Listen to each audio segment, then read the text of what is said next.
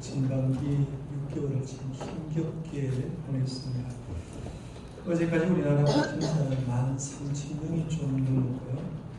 전 세계적으로 보니까 1,100만 명이 확진되었다라고 얘기를 합니다. 전 세계가 코로나19에 집중하는 가운데 전 세계는 4가지 재앙이 아울러 나왔습니다. 이를 아시는 분도 계실 건데요.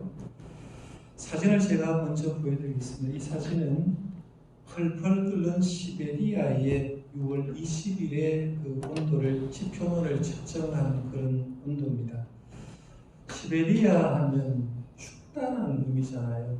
이 집이 시베리아 벌판 같다라고 춥다고 얘기를 할 때 그런 시베리아를 춥다라고 얘기하는데 시베리아 북위 67.5도에 있는 한 도시를 지난 6월 20일 날 지표면의 온도를 측정하기 위해서 딱 찍어봤더니만 이런 온도가 나왔다라고 하는데 시베리아 온도가 무려 6월 20일에 38도가 올라갔다라고 얘기합니다. 보통 대구 사람이 데프리카라고 해서 대구가 더울 때 38도 정도 올라가는데 시베리아 온도가 38도로 올라갔는데 평균 기온보다 17도나 더 많이 올라갔다라고 얘기를 합니다. 지구적인 재앙을 보여주는 겁니다. 그래서 환경이 이만큼 파괴를 보여주고요. 두 번째 사진을 보면 지난번에 제가 6월 7일에 칼과 기운과 전염병이라는 그 제목으로 설교를 할 때 이 말씀을 드렸습니다. 전 세계가 지금 메뚜기 재앙이 굉장히 심각하다고 했는데 제가 말씀드릴 때만 해도 동아프리카와 인도와 파키스탄에 이렇게 메뚜기 재앙이 일어나는데 얼마 전에 여러분 뉴스를 보신 분은 알겠지만 남미 브라질에도 메뚜기 재앙이 일어나서 심각하다라고 얘기를 합니다. 이 메뚜기가 바람을 타고 하루에 날 수 있는 거리가 얼마가 되느냐 하면 150km를 간다는 겁니다. 바람을 타고 가는데 문제는 이 메뚜기떼가 지나가는 것보다 모든 농산물을 다 깔아 먹으니까 결국에는 농산물이 되지 않고 기근이 들 수밖에 없다라고 볼 수가 있는데 전 세계가 메뚜기 재앙으로 지금 힘들다 하는 걸 보게 되고요.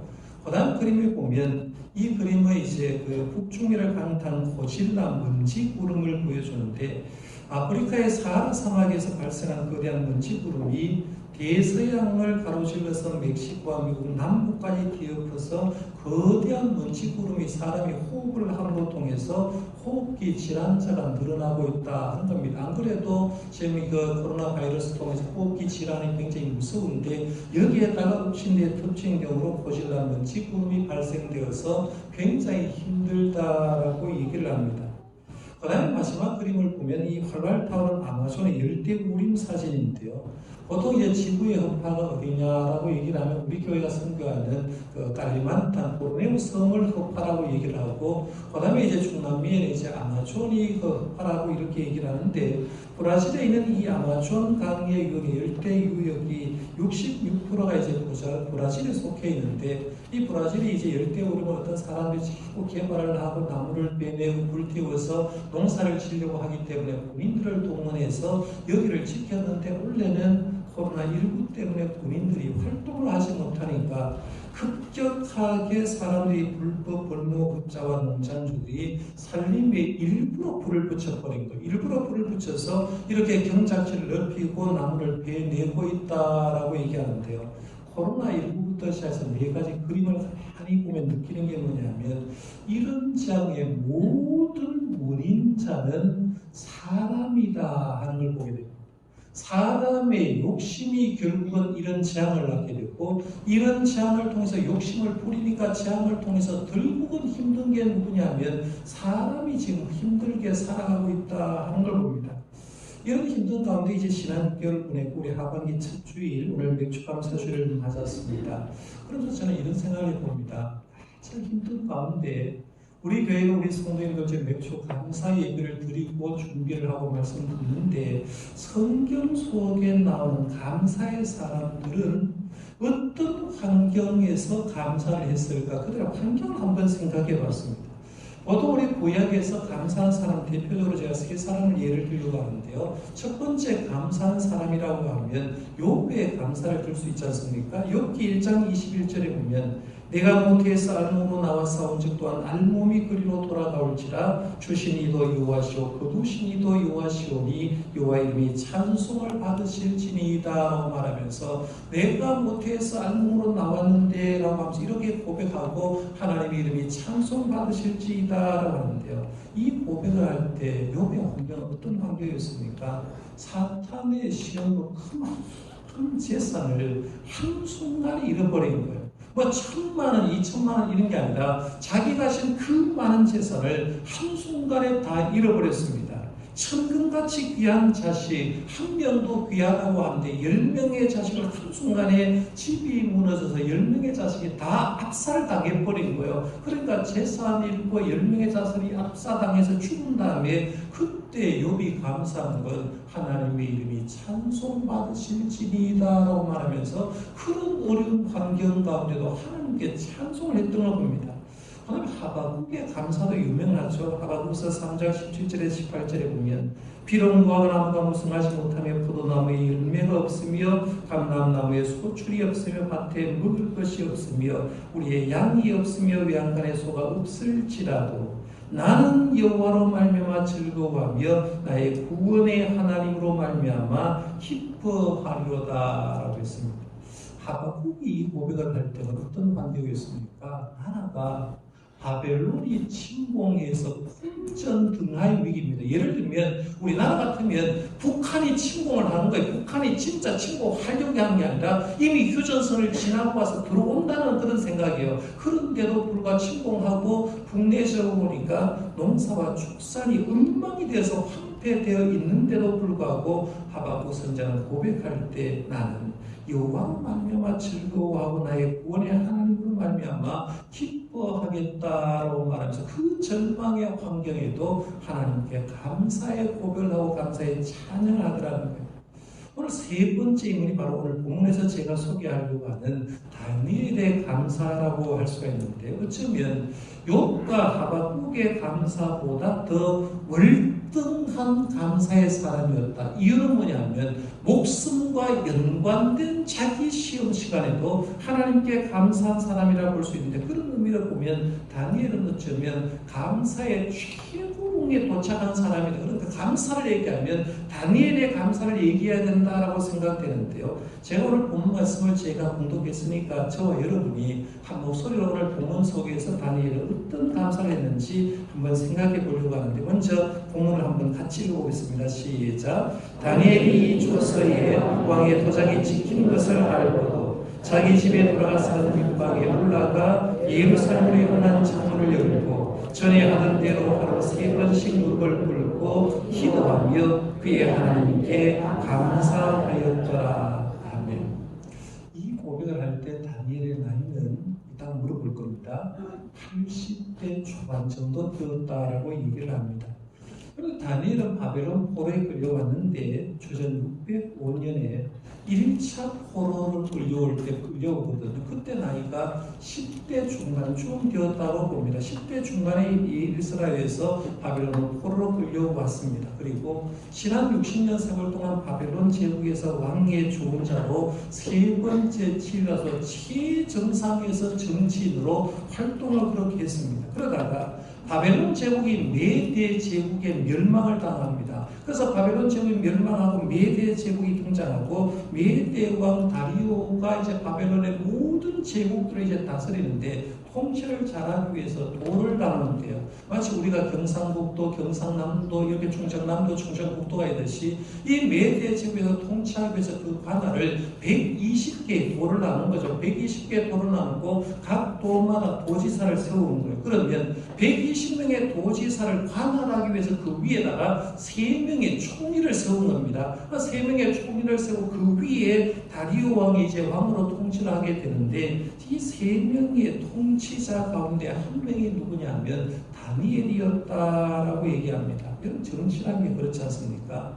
정치는요 한 자리 굉장히 중요하게 여깁니다. 지금도 우리나라가 법무부 장관하고 검찰총장하고 막 싸우는 걸 보면 이 정치하는데 한 자리가 누구냐가 굉장히 중요한 걸 보게 되는데요. 다니엘 시대도 역시 그랬습니다. 120명의 도지사 방백들과 그리고 다니엘 뺀 2명의 총리가 다니엘을 보았을 때는 다니엘은 참 거북한 존재였습니다. 왜냐하면 왜 다리오 왕은 저 연세든 바벨론의 다니엘을 총리로 임명했는가 이런 생각을 했을 겁니다. 그 다음에는 바벨론 제국에서 일했던 사람을 왜 메대 제국 정권이 바뀌었고 나라가 바뀌었는데 왜 전에 있었던 총리를 다시 한번 재통용시켰냐 하는 겁니다. 지금도 여러분 보십시오. 박근혜 정부에 있었던 사람들 다 교체가 되잖아요. 문재인 정부의 장관 임할 때 전에 장관들 절대로 임명하지 않듯이 임명하지 않은데 왜 지금 다리오 왕은 전에 제국에 있었던 이 바벨론의 다니엘을 다시 총리로 임명하는가 이런 생각도 했을 겁니다. 그 다음에는 젊은 사람 똑똑한 사람 많은데 왜 80 먹은 노인네를 갖다가 총리에 앉혔는가 이런 생각을 했을 겁니다. 그런 등등을 생각하다가 이제 120명의 사람들의 마음이 하나 되는데 저 다니엘을 총리에 자리에서 끌어내야 되겠다라고 이제 마음이 하나가 되는 겁니다. 그러면서 다니엘을 총리에 끌어내려고 하면 다니엘의 신상에 뭔가 문제가 있는 게 드러나야 될까요? 그래서 신상 털기를 시작합니다. 고위공직자로서 권력 남용을 하는 것은 없는지, 권력 비리가 없는 건지, 도덕적으로 혹은 상처하는 것은 없는지를 조사를 쭉 했는데 아무리 사람을 동원해서 청문회식으로 조사를 해봐도 조사해도 나오지 않은 겁니다. 우리나라 속담에는 이런 말이 있죠. 털어서 먼지 안 나는 사람이 없다라고 얘기합니다. 누구나 다 조금만 허물을 가지고 있다는 얘기입니다. 우리나라 국회 청문회 하는 거 보십시오. 각 장관들 청문회 대상들 쭉 보면요.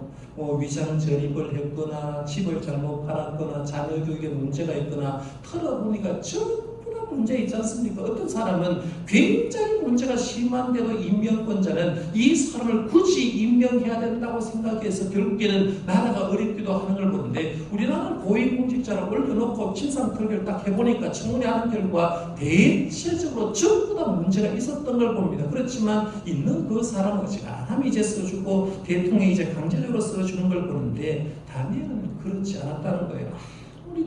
털어도 먼지가 안 났습니다. 다니엘은 탁월한 실력도 갖추었을 뿐만 아니라 깨끗한 도덕성도 가지고 있었습니다. 숭실대학교 김회건 교수라고 이제 책을 굉장히 잘 쓰는 분이 계십니다. 이 목사님인데요. 이분은 다니엘을 어떻게 정의했냐면 다니엘은 순교자의 마음으로 관직을 수행했다라고 했어요. 순교자의 마음으로 관직을 수행했다. 그러면서 순교자의 마음으로 한 게 뭐냐라고 했을 때 김혜근 교수 이런 말을 했어요. 고위직에 있으면서 뇌물 안 받고 자기 월급만으로 살며 근무 시간을 음수하는 충성스러운 공무원은 순교자다라고 했어요. 순교자를 정의한데 예수님의 이름으로 죽은 사람도 순교자지만 진짜 순교자가 누구냐면 고위직에 있으면서 뇌물 안 받고 자기 월급만으로 살며 근무 시간을 음수하는 충성스러운 공무원은 순교자다라고 얘기했다는 거예요. 그러니까 내 삶의 자리에서 세상과 타협하지 않고 자신의 직분과 사명에 충성을 다하는 사람을 순교자라는 겁니다. 그런 의미에서 저와 여러분들은 어떤 사람이 되어야 되냐면 이 시대에 순교자가 되어야 된다는 거죠. 왜냐하면 저는 목회 현장에서 여러분은 여러분의 직장과 사업에서 순교자로 살아가시기를 바랍니다. 하나님 앞에서 깨끗하게 한번 살아가는 거예요. 이렇게 다니엘은 권력 남용을 하거나 비리가 없자 다니엘을 자리를 끌어내려고 하는 122명의 사람들은 그 사람의 방법을 바꾸었습니다. 이름을 붙인다고 하면 이제는 다니엘 박해법을 제정하자라고 해서 다니엘 박해법을 제정하는 겁니다. 왜냐하면 다니엘 가만히 보니까 잘못한 것 없는데 다니엘은 유대인이고 이 다니엘을 보니까 기도하는 사람인가 그 사람이 알고 다니엘 박해법을 제정하는데 앞으로 30일 동안 왕외의 어떤 신에게나 사람에게 무엇을 구하면 쉽게 말해서 부탁하거나 기도하게 되면 그 사람을 사자굴에 집어넣읍시다 하는 그런 법입니다. 다니엘을 타켓으로 한 다니엘의 박해법이라고 이렇게 보면 됩니다. 이 법을 제정을 하니까 이제 다리오 왕이 그걸 법을 쭉 가지고 하니까 다리오 입장에는 30일 동안 자기에만 구하고 다른 사람에게 구하는 사람은 죽이자라고 얘기하니까 자기를 우상화시킨 줄 알고 신격화시킨 줄 알고 너무 좋으니까 아무 생각 없이 의인을 찍어주는 거예요. 도장을 딱 찍었다는 겁니다. 찍었는데 오늘 말씀해 보면 그걸 전국에 반포한 다음에 오늘 보면은 다니엘 박해법이 드디어 다 반포된 다음에 다니엘이 취한 행동이 뭐냐 이걸 보여주는 겁니다. 그래서 오늘 말씀 제가 10절을 같이 읽었는데 이제는 제가 한번 다시 읽어볼게요. 다니엘이 이 조서의 왕위에 도장이 찍힌 것을 알고도 이제 다니엘 박해법입니다. 죽습니다. 다른 데 구하면 죽어요. 그 다음에요. 자기 집에 돌아가서는 윗방에 올라가 예루살렘을 향한 창문을 열고 전에 하던 대로 하루 3번씩 무릎을 꿇고 기도하며 그의 하나님께 감사하였더라 했어요. 다니엘은 자기가 하나님 앞에 기도하면 자신을 세운 죽은 세력 앞에서 그 앞에서 엄청난 어려움을 당하는데 그 앞에서 뭘 결단하냐면 하나는 기도했다, 하나는 감사했다라고 얘기합니다. 이 다니엘의 생명과 딱 연관시켜보면 이렇게 보게 돼요. 그냥 기도가 아니고 그냥 감사가 아니라 내가 기도하면 죽는다, 내가 기도하면 사자의 밥이 된다는 알면서도 했기 때문에 이 기도를 뭐라고 붙여놓냐면 이 기도는 순교적인 기도라고 할 수가 있고 이 감사는 순교를 앞둔 순교적인 감사라고 얘기할 수 있는 거죠. 그래서 제가 오늘 설교 제목을 다니엘의 감사라고 붙이지 않고 다니엘의 순교적 감사라고 붙이는 거예요. 왜? 내가 이렇게 감사하고 기도하면 죽는 걸 알면서도 했기 때문에 그 감사는 일반 감사가 아니라 순교적인 기도고 순교적인 감사다 볼 수 있다는 거예요. 그러면 이 두 가지를 조금 한번 생각해 보려고 하는데 먼저 다니엘의 순교적인 기도 한번 생각해 보겠습니다. 다니엘 기도하면 사자 굴에 들어가고 사자의 밥이 되는 걸 알았습니다. 그런데도 오늘 본문에 보면 뭐라고 하냐면 자기 집에 돌아가서는 윗방에 올라가 예루살렘에 향한 창문을 열고 전에 하던 대로 하루 3번씩 무릎을 꿇고 기도하며 라고 해서 여기서 조심해 보여야 될 게 뭐냐면 전에 하던 대로란 말입니다. 전에 하던 대로 다니엘은 그대로 기도했다라고 했습니다. 다니엘은 언제 바벨론으로 끌려왔다고 했습니까? 제가 10대의 중반에 끌려왔다고 했습니다. 지금 현재 나이는 얼마 정도 되었다고 했습니까? 80대 초반쯤 되었다라고 얘기합니다. 그리고 60년 세월 바벨론 정권에서 제일 고위층에 살았습니다. 다니엘은 10대 청소년기에 예루살렘에서 바벨론 오기 전에 아마 예루살렘에 있을 때부터 하루에 3번씩 늘 기도했을 겁니다. 유대 사람은 오전 9시, 정오, 오후 3시에 기도하는 습관을 가지고 있거든요. 그러니까 늘 기도했습니다. 바벨론 포로지에 끌려와서 결국에는 자기는 신앙시키려고 하루에 3번씩 기도했는데 다니엘의 특징이 뭐냐면 다니엘은요 영적 자기관리가 철저했던 사람입니다. 여러분 사람 보면요 건강 관리에 철저한 사람이 있습니다. 예를 들면 내가 흰밥을 주면 안 먹는 사람이 있습니다. 고기 주면 안 먹는 사람이 있습니다. 왜? 내 건강을 위해서 나는 이런 음식을 먹지 않겠다고 하면서 자기 관리 잘하는 사람이 있는데 다니엘은 영적 자기 관리는 굉장히 대단했던 사람입니다. 다니엘의 이름의 뜻이 뭐냐면요 나의 심판자는 하나님이시다 이런 뜻이에요. 나의 심판자는 하나님이시다. 나를 심판하시는 하나님이기 때문에 나를 심판하는 하나님 앞에서 언제나 영적인 자기 관리하려고 노력했는데요. 바벨론에 오니까 이 바벨론에서 뭘 하느냐면 야 너 이름 다니엘 하지 말고 이름을 창시 개명해라. 우리가 일제시대에 우리 한국식 이름이 있었는데 일본 사람 점령하니까 일본식으로 이름을 개명해라. 그래서 어른들 이름 다 개명했잖아요. 그렇듯이 바벨론에 가니까 야 너 다니엘이라고 부르지 말고 벨드사살이라고 이렇게 불러라고 해서 창시 개명을 나라에서 해줬습니다. 그런데 다니엘은 성경 말씀 쭉 읽어보면 나 다니엘 이렇게 하면서 절대적으로 이 벨드사라는 이름을 쓰지 않습니다. 나는 다니엘이라는 거예요. 나의 심판자는 하나님이시다는 말을 계속해서 강조를 하는데, 이렇게 바벨론에 살면서 60년 세월을 보내면서 하루에 3번씩 늘 기도했다는 거예요. 이제 제국이 바뀌었어요. 바벨론 제국이 멸망하고 메대 제국이 통치하는데도 전과 같이 하루에 3번씩 기도하는 거예요. 언제까지 기도했냐면, 내가 하나님께 기도하면 죽는다는 걸 알면서도 기도했다는 걸 보게 됩니다. 어떻게 이럴 수 있었을까? 이유는 간단합니다. 그는 어릴 때부터 해왔던 기도의 습관, 기도의 축적이 순교적인 기도를 한 사람으로 바꿔버린 거예요. 우리 말씀을 잘 보면 이런 겁니다. 지금 우리가 기도할 때 기도를 왜 못합니까? 라고 하면 기도는 해놔야 되거든. 습관적으로 해놔야 돼요. 습관적으로 해놔야 되는데 습관이 없으니까 그 어렵고 힘든 상황에서 기도를 못하는 걸 보는데, 하여간 다니엘은 그런 사람이었다는 거예요. 그 다음에는 오늘 말씀에 보면 기도를 하는데 윗방에 올라가서 예루살렘으로 향한 창문을 열고 기도했다고 했어요. 왜 예루살렘으로 향한 창문을 열고 기도했을까요? 그런데 하나님은 동서서방 어디나 계십니다. 우리가 동쪽으로 보든지 하는 거예요. 그 교회는 십자가를 향하여서 보통 기도를 합니다. 십자가를 주님을 상상하면서 주님을 보면서 이제 앞을 보고 이렇게 기도하는데, 다니엘은 왜 예루살렘을 향한 창문을 열고 예루살렘을 보고 기도했을까? 그렇게 기도하면 자기가 노출되는 걸 알면서도 기도했다는 거예요. 다니엘이 이렇게 기도한 이유는 간단합니다. 옛날 솔로몬이 성전을 공헌한 다음에 중보기도를 하나님께 올리는데 이런 내용이 있어요. 잘 보십시오. 이 솔로몬의 중보기도에 근거해서 다니엘은 예루살렘을 향하여 기도했습니다. 열왕기상 8장 46절에서 50절을 제가 읽어볼게요. 범죄하지 아니한 사람이 없으니, 솔로몬의 말입니다. 솔로몬이 이제 중보기도하는 내용이에요.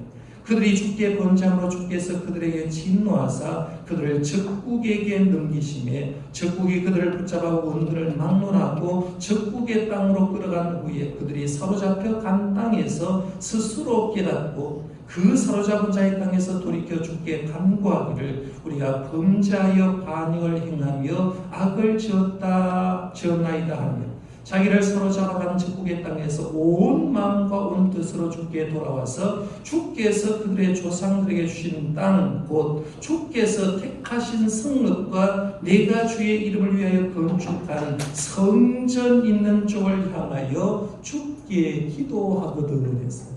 말한 것이 한번 잘 보십시오. 자기를 사로잡아간 적국의 땅에서 성전, 내가 건축한 성전에 있는 쪽을 향하여 주께 기도하거든 이렇게 했어요.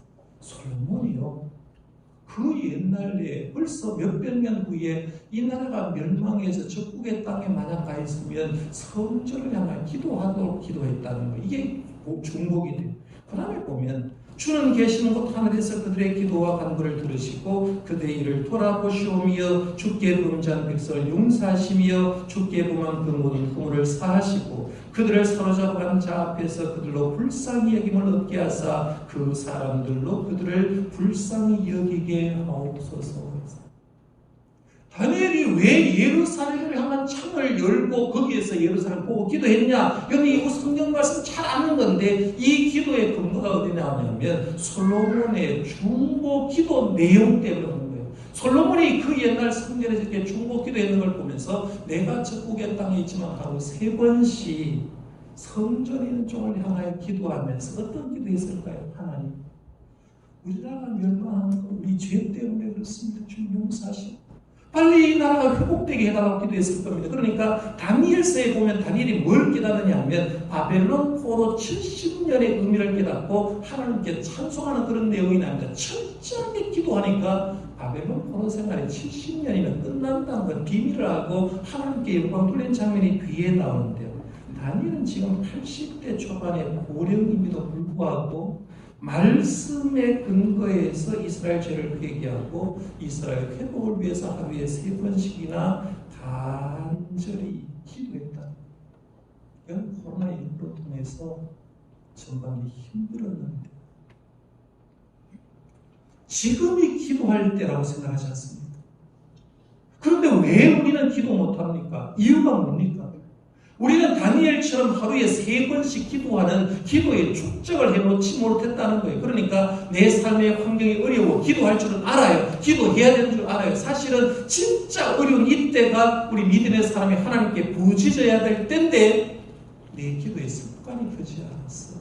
그러니까 기도를 못하게 되는 거죠. 근데 다니엘은 85년임에도 불구하고 자기가 내일이면 기도하다가 잡히면 사자굴에 금방 들어가면 알고도 순교적으로 기도할 수 있었던 것은 기도의 축적이 순교적인 기도의 사람으로 변하겠다는 저와 여러분들 이 말씀 보면서 힘든 상황에서 말씀의 근거에서 기도하는 하나님의 사람이 되시기를 바랍니다. 이게 하나님 원하시는 거예요. 그다음 두 번째, 오늘 감사주의니까 이제 다니엘의 순교적인 감사 부분을 한번 생각해 보겠습니다. 그럼 지금 다니엘이 감사할 때입니까? 지금 창문을 열고 기도하면 122명의 고관들, 방백들과 총리가 사람 걸어놓고 심하게 예의주의에서 살핍니다. 기도하는 건 알면 고발을 할 겁니다. 그러면 왕명리에서 사자굴에 들어가서 사자의 밥이 되는 신세였습니다. 그럼에도 불구하고 다니엘은 감사를 했어요. 말씀에 보면 무릎을 꿇고 기도하며 그의 하나님께 뭘 했다고요? 감사하였더라라고 했습니다. 감사하였더라. 다니엘이 이런 감사를 한 것도요, 한순간 감사한 것 아닙니다. 지금 이 순간 80이 넘어서 감사한 거 아니라 다니엘서를 쭉 읽어보면 다니엘은 이미 젊었을 때부터 어떤 일이 생기면 항상 감사하는 게 몸에 배겼던 걸 봅니다. 그러니까 축적된 감사가 순교적인 감사할 수 있는 사람이 되었다는 겁니다. 그럼 다니엘의 축적된 감사는 다니엘서 2장을 쭉 읽어보면 바벨론 느부갓네살 시대에 꿈 해석에게 올라가면 쉽게 이해합니다. 바벨론 느부갓네살 왕이 이제 통치를 할 때 꿈을 꿨습니다. 꿈을 꾸면 보통 어젯밤에 내가 뭔 꿈을 꿨다라고 대충 생각나는 사람이 있고, 꿈을 꿨는데 아무것도 생각하고 머리만 어지러워서 개꿈 꾸는 사람 많잖아요. 근데 어떤 건 생생한 꿈이 있고 어떤 건 꿈을 안 꿔줘요. 근데 이 다니엘은 꿈을 꿨는데 꿈 내용은 생각 안 나는데 머리가 너무 어지러워 보여요. 이건 분명히 뭔가 신의 계시 같은 거예요. 그래서 다니엘이 이제 그 느부갓네살 왕이 바벨론에 있는 박사와 술객들을 모아서 얘기를 합니다. 절대적인 권리를 가졌으니까요. 야, 너희들, 내가 어젯밤에 꿈을 꿨는데 뒤숭숭해. 그 신의 뭐 계시 같아. 그러니까 어젯밤에 꿈 내용을 첫째 맞춰라. 둘째, 꿈을 내용을 말한 다음에 그 꿈 내용을 풀이를 해주라는 거죠.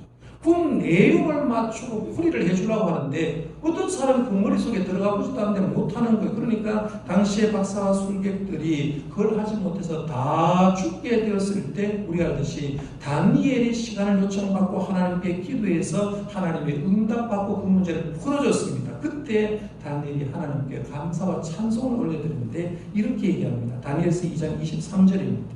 나의 조상들의 하나님이여, 주께서 이제 내게 지혜와 능력을 주시고 우리가 주께 구한 것을 내게 알게 하셨사오니 내가 주께 감사하고 주를 찬양하나이다. 곧 주께서 왕의 그 일을 내게 보이셨나이다 하니라고 말하면서 어릴 때부터 보통 사람 같으면 자기가 꿈 해석했으면 자기가 영광 받으려고 할 건데 자기가 꿈을 해석하고 꿈 내용을 알려준 다음에 살아난 다음에 하는 말이 뭐냐면 내가 주님께 감사합니다. 주님 찬양합니다. 라고 얘기를 하더라고요. 어린 시절부터 이렇게 축적된 감사를 하니까 다니엘은 자기가 기도하면 죽는 걸 알면서도 거기서도 하나님 앞에 그의 하나님께 감사했더라. 순교적인 감사를 할 수 있었다는 겁니다. 우리나라 기독교 역사 가운데도 감사로 유명한 목사님들이 여러 분 계시는데 그 중에 한 분이 여수 애양원교회를 목회하셨던 우리 손양원 목사님, 여러분 잘 알잖아요. 뭐 사랑의 원작단으로 유명한데 이 손양원 목사님은 우리가 감사가 얼마나 유명하냐 하면 1948년 10월 27일에 자기 두 아들 동인이하고 동신이가 본상당에서 다 죽지 않습니까? 두 아들 장례식을 치릅니다. 장례식 석상에서 손양원 목사님은 자기의 두 아들 죽었을 때 나의 9가지 감사로 하면서 조문객들과 성도에게 감사의 제목을 밝힙니다. 그 첫째가 나 같은 죄인의 혈통에서 순교의 자식을 나오게 하셨으니 감사합니다. 이런 감사가 유명하잖아요. 그런데요, 손양원 목사님이 어떻게 이런 9가지 감사를 했냐고 보면 감사를 축적을 굉장히 잘했어요. 평소에 교인들에게 설교를 하면서 이렇게 감사의 삶을 살라고 강조를 하는데 7가지를 강조했습니다. 첫 번째는 물을 마시면서 감사를 했어요. 그럼 물 마시면서 감사를 한번 생각해 봤습니까? 아프리카에 한번 가서 물이 없는 데 가면 물 마시는 게 얼마나 감사한가 알 수 있을 거예요. 두 번째, 숨 쉬면서 감사. 세 번째, 햇빛 주신 은혜를 감사. 네 번째, 옥토를 주신 은혜를 감사. 다섯 번째, 죽을 죄에서 살려주신 은혜에 감사. 구원받은 그 감사. 여섯 번째, 지금까지 생명을 연장시켜주신 은혜에 감사. 일곱 번째, 영원한 생명의 나라를 보장해 준 것에 감사. 그럼 코로나19로 지금 괴롭지만 이 감사는 우리가 할 수 있을 리가 없습니다. 물을 마시며 감사하고, 숨 쉬면서 감사하고, 햇볕 주신 은혜 감사하고, 옥토 주신 은혜 감사하고, 죽을 죄에서 살려주신 은혜 감사하고, 생명 연장시켜 준 것 감사. 영원한 생명의 나라, 천국을 보장해 준 것 감사. 교인들에게 막 감사를 얘기하는 거예요. 그러니까 성도라고 하면 모든 일에 감사라고 얘기를 했는데 이런 감사의 축적을 쭉 해놓으니까요. 1943년 8월 18일에 손양원 목사님이 신사참배를 거부하고 옥에 갇혀 있습니다. 옥에 갇혀 있는데 어떤 소리를 듣냐면 집에 있는 사택에 있는 사모님 정양순 사모님이에요. 손양원 목사님 부인은 정양순인데 이게 이제 손양원 목사님이 돌아가시고 나서 사진 찍은 겁니다. 그래서 저 위에 이게 이제 손양원 목사님 두 아들 죽인 양재선하고 양아들하고 이렇게 사진을 찍은 거예요. 사모님 얼굴을 지금 아이를 안고 이제 보여주는데요. 정양순 사모님이 너무 힘들다고 아프다고 알고 이 사모님께 편지를 썼어요. 두 아들이 이제 마지가 동인이고 둘째가 동신인데 마지 이름을 대면서 이렇게 이제 편지를 썼어요. 이거 읽어드릴게요. 동인 어머니에게 손양원 목사님이 이제 사모님에게 하는 소리입니다. 병거 중에 얼마나 신음합니까? 이 같은 몹시 더운 날씨에 8월 18일이니까요. 고열도 심하고 게다가 병고까지 있으니 설상가상이겠구려. 그러나 믿음과 진리는 기후와 환경을 추월하니 안심하소서. 꽃 피고 새 우는 시절에만 아니라 백도 하나님의 사랑은 여전하고 금전 옥무에서 이것을 금전 옥무라는 말은 화려해 보면 정각과 무대가 있는 굉장히 좋은 집을 얘기하는 겁니다. 금전 옥무에서 잘 먹고 잘 살 때만 하나님을 찬양할 뿐만 아니라 초가 성간에서 못 먹고 병들었을 때도 하나님을 찬양해야 하고 나는 솔로몬의 부귀보다 욥의 고난이 더욱 귀하고 솔로몬의 지혜보다 욥의 인내가 더욱 아름다워 보입니다. 평안과 기쁨은 만격의 보약이오니 모든 염려는 주께 맡기고 부디 병석을 떠나소서. 항상 기뻐하고 범사에 감사하소서라는 편지. 사모님이 아파서 고일로 힘들어하는데 이 손양원 목사님 편지를 쓸 때 항상 기뻐하고 범사에 감사하고 좋을 때만 감사하는 게 아니라 힘들 때도 감사하는 게 우리 삶이 아니냐라고 얘기하면서 모든 염려를 경석에 맡긴 걸 주님께 맡겨버리고 항상 기뻐하고 범사에 감사하소서라고 하면서 아픈 중에도 감사라고 편지를 씁니다. 이런 축적된 감사가 있으니까 두 아들 이런 장례식장에서 할 수 있는 게 내 두 아들을 하나님 데려가심에 감사합니다. 9가지 감사를 할 수 있었던 이유가 축적된 감사가 있었기 때문에 가능했다는 얘기입니다. 사랑하는 성도 여러분, 말씀했습니다. 구약에는 3대 절기 있죠. 6월절과 77절 초막절입니다. 하나님께 감사하는 절기입니다. 왜 주기적으로 1년에 한 번만 딱 만들지 주기적으로 3번이나 이스라엘 사람은 모든 사람을 절기를 지키기 위해 했을까라고 생각해보면 딱 단순합니다. 감사를 연습시키고 또 지나보면 잊어버릴 만하면 간섭 연습시켜서 이스라엘 백성이라면 어디서든지 항상 하나님께 감사를 만드는 거예요. 물론 우리 기독교도 마찬가지죠. 정반기 끝나고 7월 초주에 맥주감사주의를 지킵니다. 11월 셋째 주일에 추수감사주의를 지킵니다. 농사 안 짓습니다. 그런데 교회에서는 왜 계속해서 감사주의를 지키냐? 헌금 거두기 위해서? 아니요. 헌금 얼마 안 나와요. 안 해도 아무 관계가 없어요. 그럼에도 불구하고 왜 감사절을 지키냐라고 얘기를 하면 한마디로 말하면 감사를 축적하는, 연습시키려고 하는 거예요. 감사하라는 거예요. 오늘도 감사하고 또 11월 달에 또 감사 연습을 해서 감사를 축적해 놓은 그걸 필요하기 때문에 감사를 지키는 거예요. 그래서 감사절을 맞을 때마다 우리는 이런 물음을 한번 받아야 돼요. 나는 감사를 어떻게 축적하고 있는가? 입에서 감사하는 사람이 있을 겁니다. 감사하다, 감사하다, 감사가 축적되어 있어야 돼요. 그 다음에는 어떤 순간에 감사하는지를 확인할 필요가 있어요.